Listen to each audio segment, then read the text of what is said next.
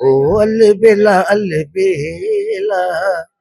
नाज़न वारा नखरेला।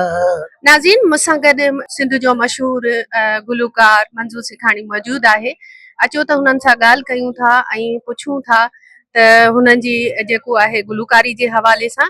सर इहो मूंखे ॿुधाइजो त जेको 80 ऐं 90 वारे ॾहाके जी असीं ॻाल्हि कयूं था उन में जेको आहे मज़हमती सियासी शाइरी आम तौर ते ॻाई वेंदी हुई, हाणे छो नथी ॻाई वञे, कारण छा आहे?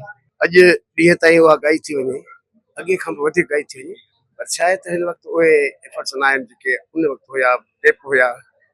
टेप रिकॉर्डर हुया ऐं अखियुनि में टिकटनि में जर्जिंग माण्हू वटि हुया टेप। हाणे जेको आहे सो सिस्टम मीडिया जो मटिजी वियो आहे।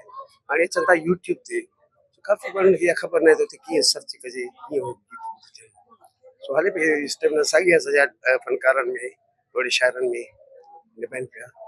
अच्छा, उस्ताद बुखारी खे तव्हां बि ॻायो आहे ऐं ॿुधो आहे त उस्ताद बुखारी जेको आहे पंहिंजे गाननि जी धुन पाण ठाहींदो हो, छा इहो सही आहे ऐं इन हवाले सां असांखे ॿुधाइजो।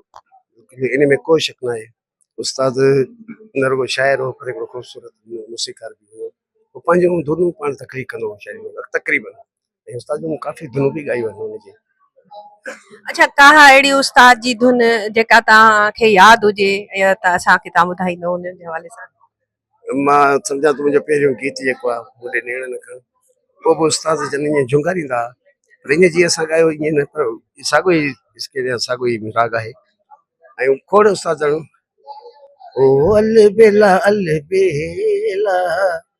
नाज़न वारा नखरेला तू बुलचियां तड़पियां जियो जड़ियां के सजेला।